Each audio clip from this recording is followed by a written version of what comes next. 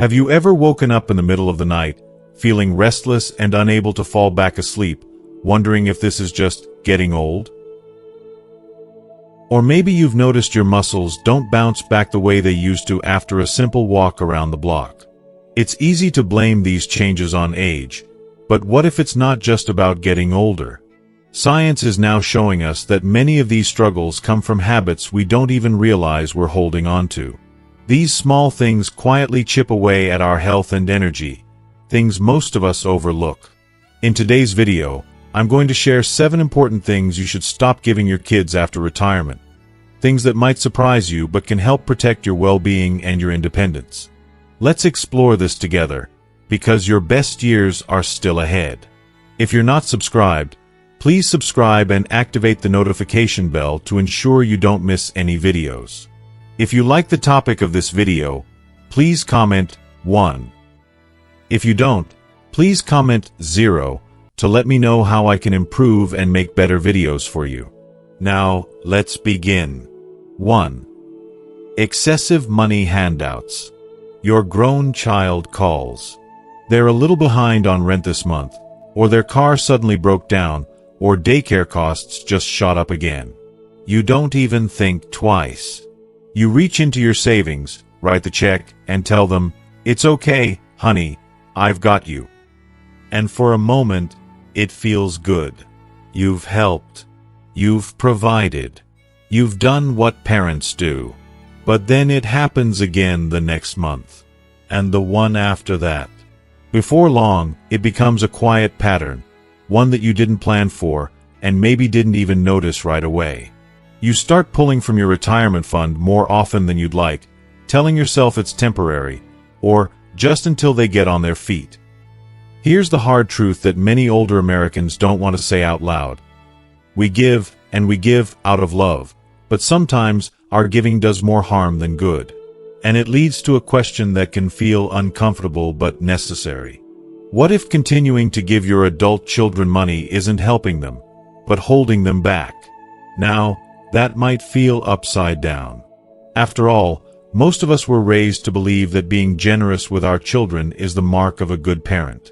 We worked hard so they wouldn't have to struggle the way we did. And isn't family supposed to take care of each other? Yes. But there's a balance.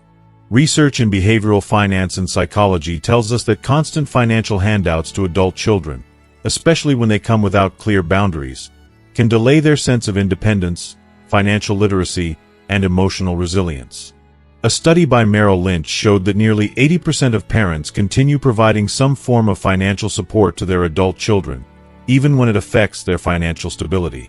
In retirement, that trade-off becomes dangerous. When you're no longer bringing in a steady paycheck, your money needs to stretch. You've got medical costs to consider, rising inflation, and possibly long-term care in the future.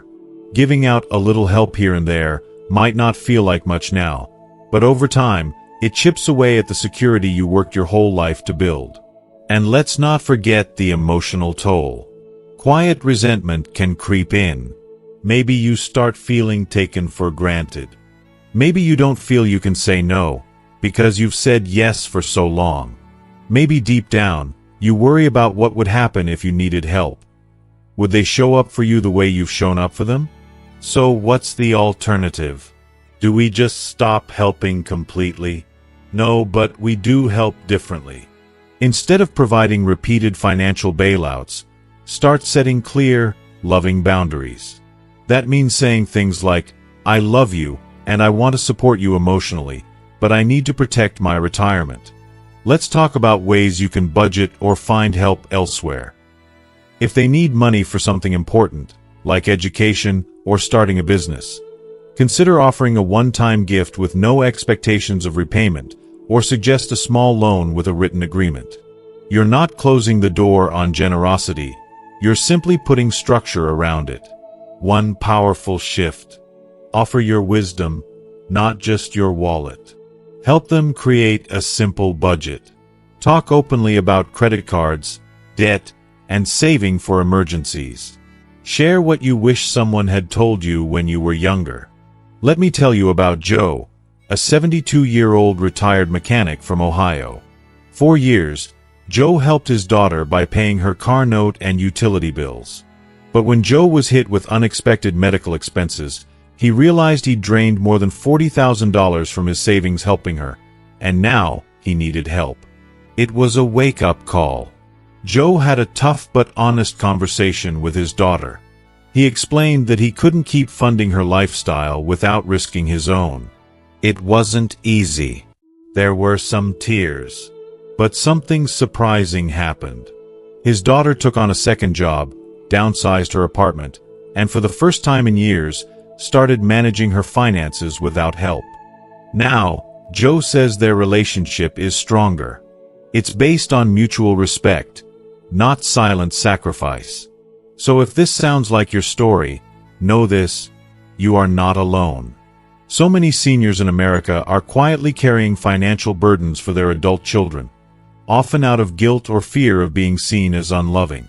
But love doesn't always look like a checkbook.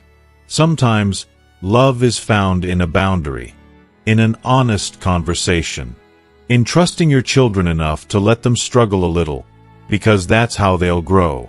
And you've earned the right to rest, to enjoy your retirement with peace of mind, knowing that you're not just giving, you're guiding.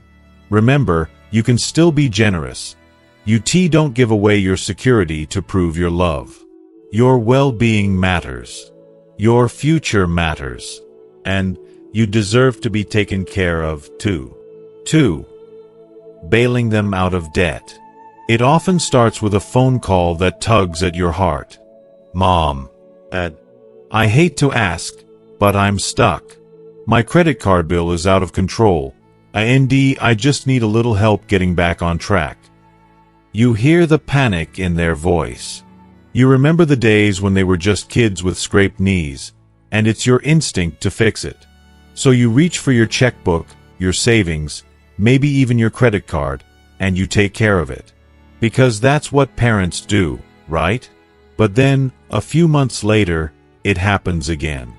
And again. And slowly, quietly, you begin to notice something. They're not getting unstuck. They're just getting used to being rescued. And that's when the hard question arises. What if bailing your adult child out of debt isn't protecting them, but enabling them to repeat the same mistakes?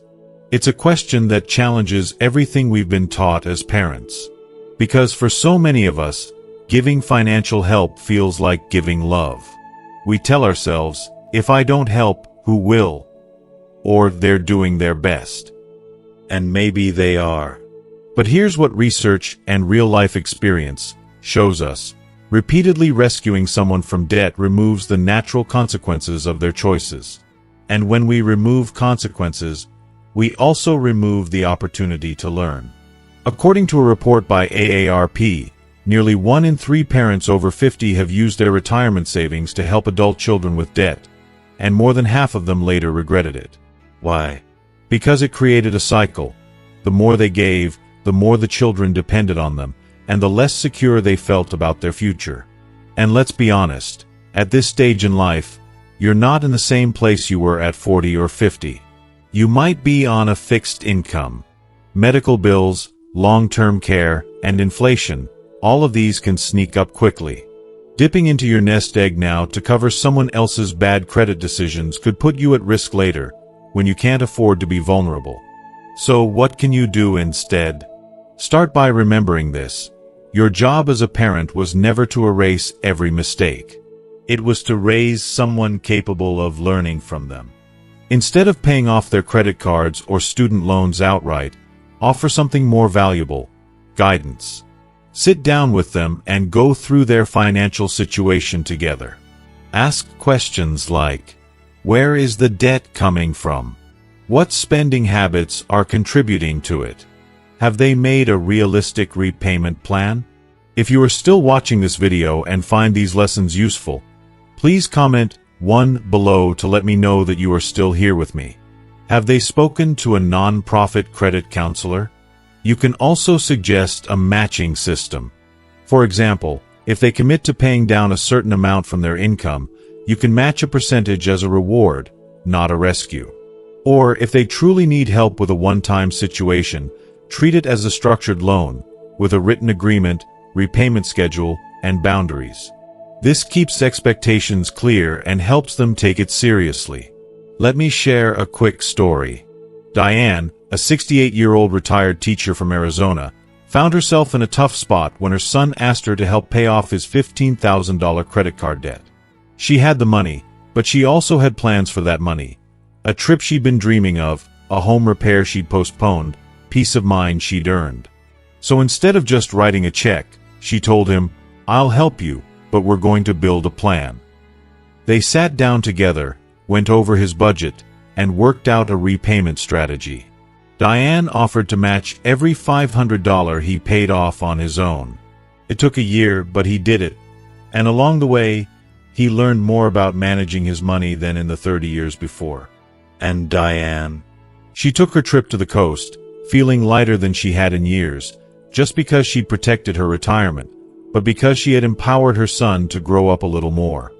Here's the heart of it all. You are not a bad parent for saying no.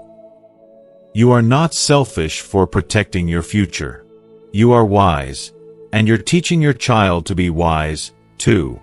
Debt is often a symptom, not the root problem. By stepping back and letting them feel the weight of their own choices, you're giving them a chance to build resilience, the kind that lasts far longer than a one-time check ever could. So the next time that call comes, take a breath. Listen with love. And then, instead of reaching for your wallet, reach for a conversation. Set limits with kindness. Offer tools, not just a handout. Because at the end of the day, love isn't about solving every problem. It's about preparing them to solve it for themselves, even when you're no longer there to do it.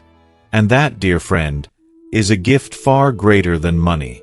It's the gift of confidence, courage, and true independence, for both of you.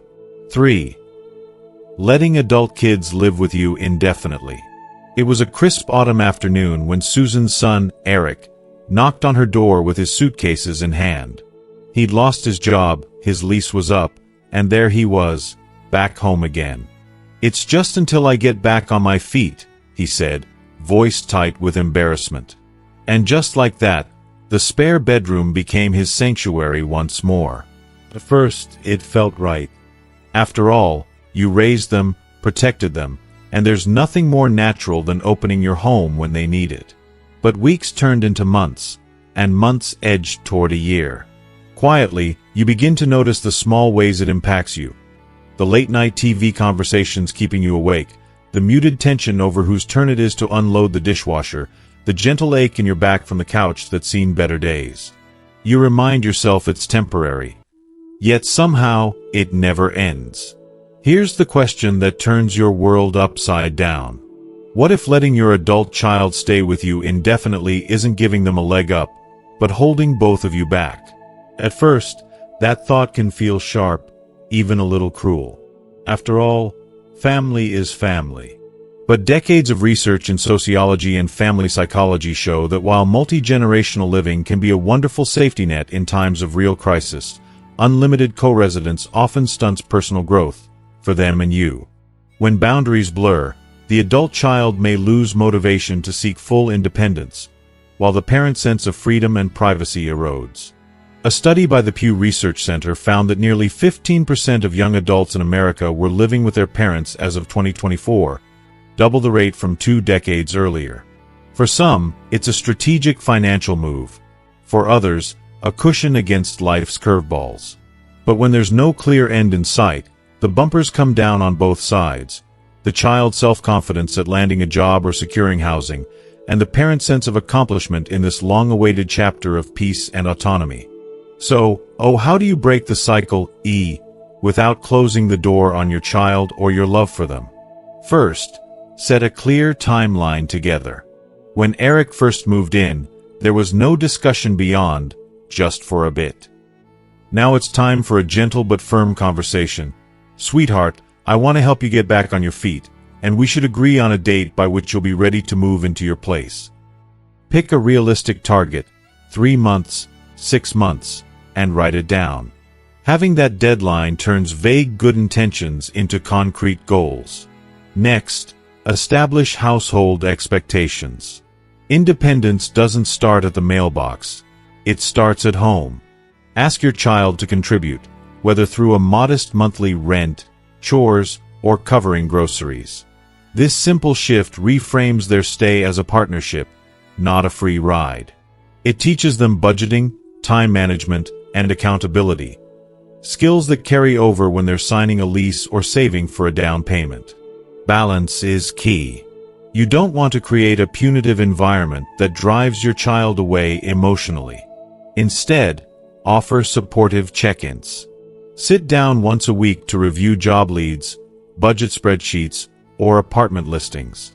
Share the wisdom you've gathered over your own life, how you navigated rent hikes, credit checks, or the anxieties of interviewing.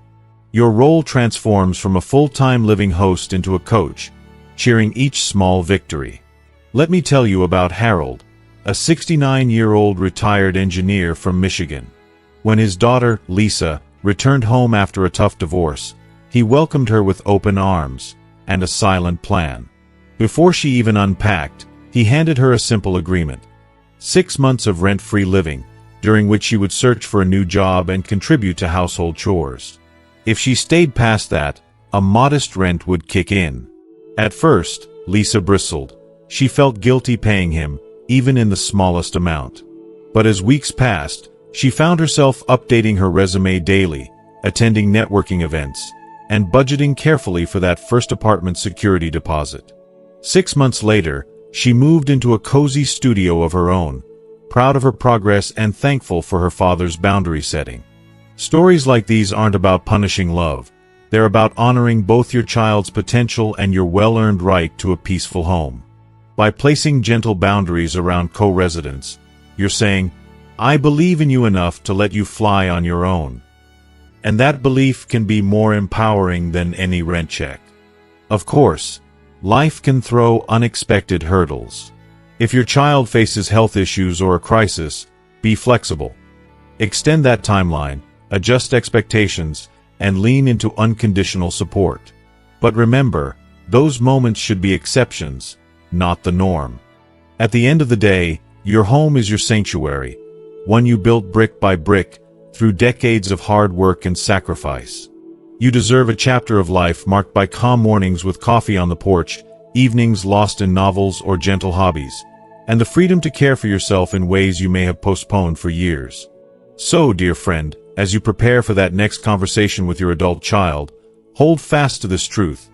Letting go of indefinite co-residence doesn't mean letting go of love. It means trusting that the lessons you've given them all these years will guide them to stand tall, just as you will, enjoying the independence and peace you've more than earned. 4. Making big life decisions for them. It was a brisk Sunday afternoon when Mary's phone buzzed with a flurry of texts. Her daughter, Laura, was torn between 2 job offers, one in a fast-growing tech startup in San Francisco, the other at a stable nonprofit back in Boston. Mary, who had navigated her own career twists decades earlier, felt that familiar tug of wanting to steer Laura toward what she believed was the right choice. After all, didn't parents exist to guide their children's biggest life moves? For years, Mary had found comfort in offering firm advice. Take the nonprofit, it's secure, and you know the people. Stay closer to family, it'll feel more like home. But over time, she began to notice a subtle shift. Laura's hesitations grew larger, her confidence smaller. Decisions that should have felt exciting became paralyzing, as though every option was weighed against her mother's voice in her head. That's when Mary asked herself, and perhaps you might ask, too, what if making big decisions for our adult children isn't protecting them, but preventing them from discovering their path? It's a jolt to admit. We spent decades providing direction, which schools to choose, which extracurriculars to join, even which friends seemed good influences.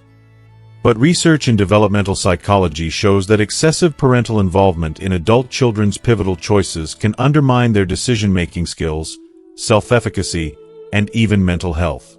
A 2023 study published in the Journal of Family Psychology found that adult children whose parents regularly intervened in career or relationship decisions reported higher levels of anxiety and lower satisfaction in their own choices. When we override our children's judgment, no matter how well-intentioned, we unintentionally send the message that we don't trust their ability to figure things out on their own.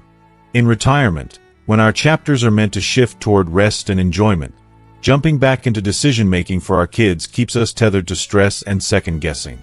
So, what's the kinder, wiser way forward? First, pause before you advise.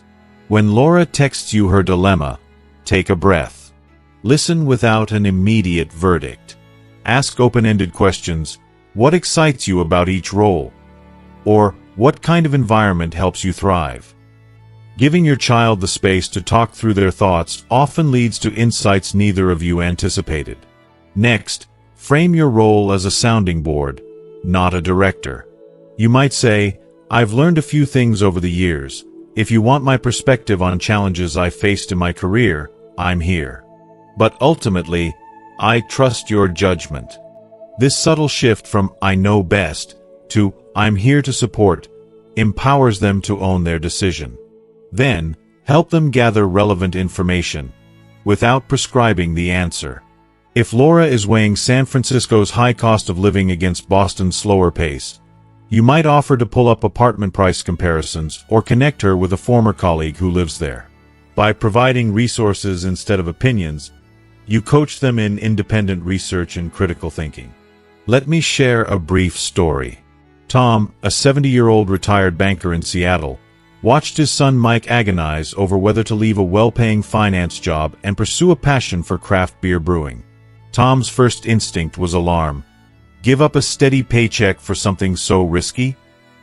But then Tom remembered how he'd once leaped from corporate banking into a small-town credit union and found happiness. He chose a different approach. He listened, asked Mike what success looked like, and then compiled a list of local brewmasters, small business mentors, and startup cost analyses. Tom never said, "Don't do it." Instead, he offered connections and data. Mike launched his microbrewery with confidence, and today, he's the proud owner of a thriving taproom, grateful that his father trusted him to make his leap. If you are still watching this video and find these lessons useful, please comment below to let me know that you are still here with me. Finally, encourage reflection after the fact. Once the decision is made, check in. How do you feel about your choice now? Or, what's one thing you learned making this decision? These conversations reinforce self-trust and transform missteps into valuable lessons, rather than regrets to replay in their minds. Remember, your role as a parent evolves. In the early years, guidance often means leading by example and setting firm boundaries. But as your children enter adulthood, the greatest gift you can give is the freedom to choose and the space to learn. Trust that the values, resilience, and resourcefulness you instilled in them over a lifetime will guide their steps. When you step back from making big decisions for them, you're not stepping away from love. You're stepping into a new chapter of partnership, where respect for their autonomy deepens the bond you share. So the next time a major choice lands on your doorstep, pause to listen, offer tools instead of ultimatums, and celebrate their courage to decide. Your well-earned retirement should be about savoring your moments, not living through theirs. And by letting them navigate their paths, you ensure that both of you can embrace the fullness of life's next adventures. 5. Too many material gifts. It started innocently enough, another sunny Saturday afternoon, and you found yourself slipping yet another gift into your daughter's hands.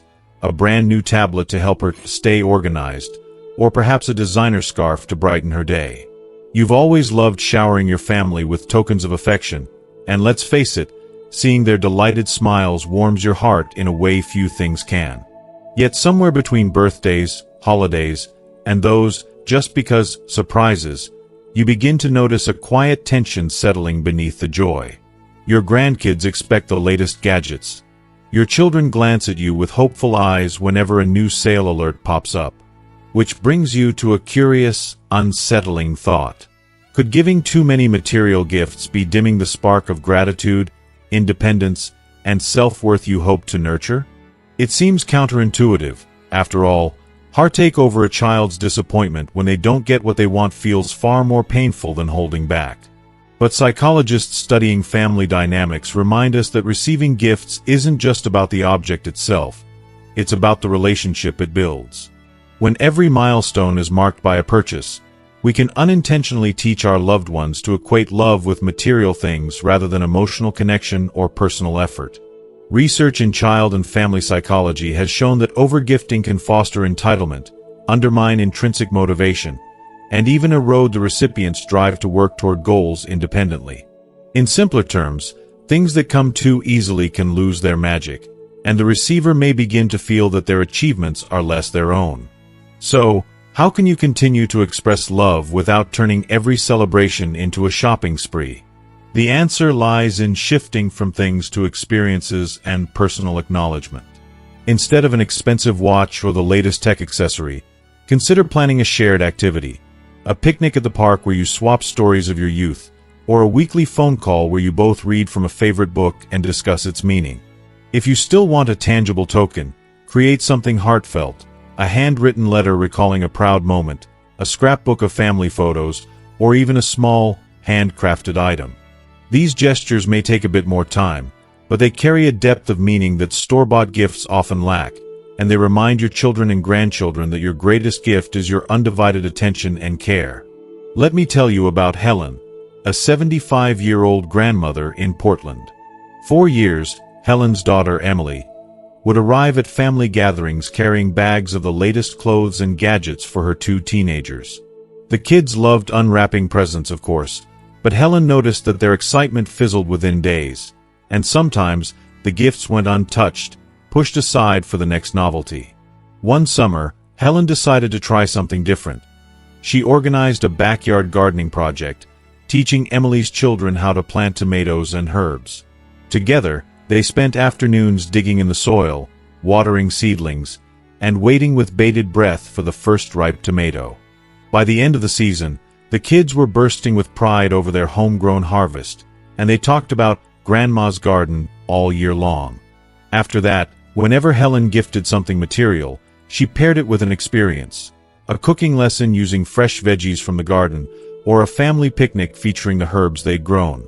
Her daughter noticed a remarkable shift in her kids' attitudes.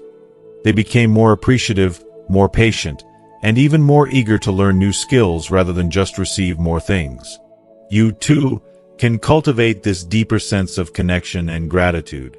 Start by asking yourself, what memory or story do I want to share with my child or grandchild today? Then choose a gesture, big or small, that brings that memory to life. Maybe you bake your famous apple pie together, or you teach them a favorite childhood game. Afterwards, share how much that time meant to you, and encourage them to reflect on what they enjoyed most. Remember, your love isn't measured by price tags or sale dates. It's reflected in the moments you create, the laughter echoing in the backyard, the pride in a well-tended garden, the warmth of a shared memory. When you replace the next material gift impulse with the promise of quality time or a handcrafted token, you give something far more enduring than any store-bought item. A lesson in love, gratitude, and the simple joys that last a lifetime. So the next time you feel that familiar tug toward the mall or the online checkout button, pause and consider an alternative. Trust that your family values your presence far more than your purchases, and watch as the bonds you strengthen together become the greatest gifts you could ever give or receive. 6. Over-involvement in their personal lives. It happens almost without noticing. One day, you offer a gentle suggestion about how your daughter disciplines her child. The next week, you ask if your son's wife is really the right fit. Before long, you're caught in a web of concern, unsolicited advice, and emotional exhaustion. Not because you don't love your children, but because you love them so much that stepping back feels like abandoning them. But here's the quiet question that sneaks into your heart when things feel tense. Is being deeply involved in every part of your adult child's life truly helping them, or quietly pushing them away? For many older Americans, especially those who've poured decades into raising families, Letting go of control isn't just hard, it feels unnatural. You've lived long enough to spot red flags, to see where choices might lead, and to want to protect your children from pain. But what we sometimes forget is that adult children need the freedom to make mistakes, just like we did.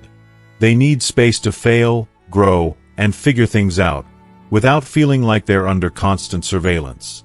According to a 2022 study by the University of Michigan, adult children whose parents frequently interfered in their relationships or parenting decisions were more likely to experience stress, strained communication, and emotional distancing from their parents. In other words, the more we try to help, the more we risk breaking the very bond we're trying to protect. So what's driving this over-involvement? Often, it's fear. Fear they'll suffer.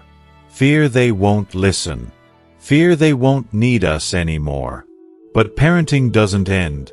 It evolves. And this chapter of your relationship calls for something deeper than advice.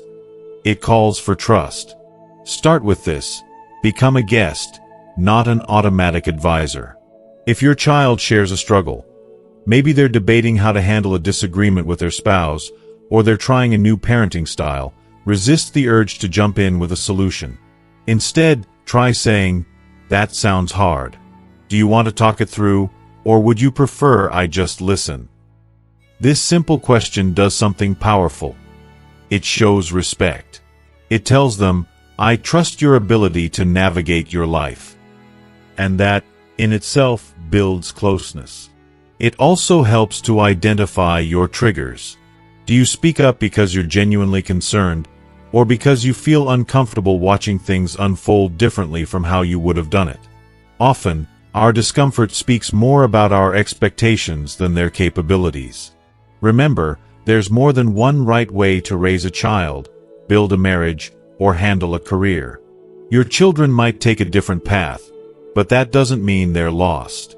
Let me share the story of Gloria, a 73-year-old grandmother from Georgia. Gloria used to step in constantly, correcting her daughter's parenting, giving unasked for marriage advice, even rearranging kitchen drawers during visits. Over time, she noticed her daughter pulling away. Phone calls got shorter, visits less frequent. One day, Gloria asked why. Her daughter hesitated, then said, "Mom, I always feel like you're disappointed in how I'm doing things." That moment changed everything. Gloria apologized. She began practicing what she called the pause, a deep breath before offering advice. She started asking questions instead of giving answers. Gradually, the warmth returned. Today, she and her daughter share a stronger bond than ever, not because Gloria stepped in, but because she stepped back. You too can rewrite this dynamic, gently, without guilt. Start by noticing your patterns. Do you often offer advice that wasn't requested? Do you feel anxious when your child makes a choice you don't agree with? Bring compassion to those feelings, and then remind yourself, your job now is to love them through, not steer them through. And here's something beautiful to remember. Stepping back doesn't mean disappearing. It means standing beside, not above. It means showing up with love, not instruction. When your adult child does ask for your thoughts, and they will in time, your words will carry more weight, more warmth, because they were earned through patience and trust. So the next time you feel tempted to fix, direct, or critique, pause and ask, "Am I doing this to help or to control?" Then breathe, soften, and let your love speak through presence, not pressure. Because in this season of life, the greatest gift you can offer isn't more advice. It's peaceful companionship, unconditional love, and the quiet confidence that they can find their way, just like you did. 7. Sacrificing your health and time for them. It begins with the sunrise. You barely notice because you're already up, driving across town to pick up groceries for your daughter's family, then rushing to help your son paint his living room before you head to your own doctor's appointment. You've spent decades putting your loved ones first, toting grandchildren to soccer practice, fixing a friend's leaky faucet, volunteering at church events, never pausing to ask, "Who's taking care of me?" In your heart, These acts of service feel natural. You raised your children to lean on you, and retirement seemed like an invitation to give even more. But over time, you start waking with a stiff back, noticing your energy flag by mid-afternoon, or hearing your physician urge you to rest and manage stress. Still, you push on, because isn't this what love looks like? And then you wonder, what if sacrificing your health and precious time for others is the very thing that steals your joy in retirement, and even deprives them of the best version of you? If you are still watching this video and find these lessons useful, please comment 3 below to let me know that you are still here with me. It can feel unsettling to admit. After all, you were the rock for so many for so long. But mounting research in gerontology underscores a simple truth. Chronic stress and overextension accelerate physical decline and erode mental well-being. A landmark study by the National Institute on Aging found that seniors who regularly placed family obligations above self-care experienced higher rates of hypertension, disrupted sleep, and even cognitive decline compared to peers who preserved boundaries and prioritized their health. In other words, when you neglect your own needs, skipping your doctor's checkups to show for someone else, or ignoring your aches and pains because you'll deal with it later, you're not only risking serious health setbacks, you're modeling unsustainable sacrifice for your children and grandchildren. They learn that caring for yourself can wait, and that burnout is part of showing you care. So, how do you shift from self-neglect to self-respect without feeling guilty? First, recognize your worthiness. You deserve care and rest simply because you exist, not because you've earned it through service. Begin each day by asking, what does my body and mind need right now? Maybe it's a 30-minute walk in the park, a nap, or a healthy breakfast that isn't scarfed down in the car. Next, schedule your self-care as firmly as any appointment. If you have a standing commitment to others at 10 a.m. on Tuesdays, block off 9 to 10 a.m. every Thursday for your own doctor's visit, exercise class, or a coffee with friends. Treat these appointments like sacred rituals, because they are. Third, learn to say no with kindness and clarity. You don't have to decline every request, but you can offer alternatives. I'd love to help paint the guest room, but I have my physical therapy session then. Can I come by afterward for an hour? Or I can't drive you today, but here's a list of rideshare options and I'll cover the cost. These responses honor your boundaries while still showing compassion. Let me share the story of Richard, a 76-year-old Vietnam veteran living in Florida. After retiring, Richard became the go-to household handyman for his adult children and neighbors. He found himself waking at 5 a.m. to fix fences, mow lawns, and repair their appliance, skipping breakfast and missing his walking group at the community center. One day, he collapsed from dehydration and exhaustion, landing him in the hospital for 2 weeks. During recovery, Richard realized he had traded his health for others' convenience. Slowly, he began reclaiming his time. He resumed morning walks with friends, joined a veteran's memoir writing class, and set a rule: no handyman work before noon. When his daughter asked him to paint her deck at 8 a.m., he gently reminded her of his new schedule. At first, she was surprised, but soon respected his commitment. Today, Richard says he's never felt more alive or connected, because he finally learned that self-care isn't selfish, it's essential. You can do this, too. Start small. Pick one activity you love, reading in your favorite chair, tending to a potted plant, or calling an old friend, and protect that time each week. Notice how your energy lifts, your moods brighten, and even your family interactions become more joyful when you're well-rested and nourished. And here's the most beautiful part. By modeling healthy boundaries and self-respect, you teach your children and grandchildren to value their well-being. You show them that strength lies not in endless giving, but in balance, caring for others without sacrificing yourself. So today, permit yourself to slow down.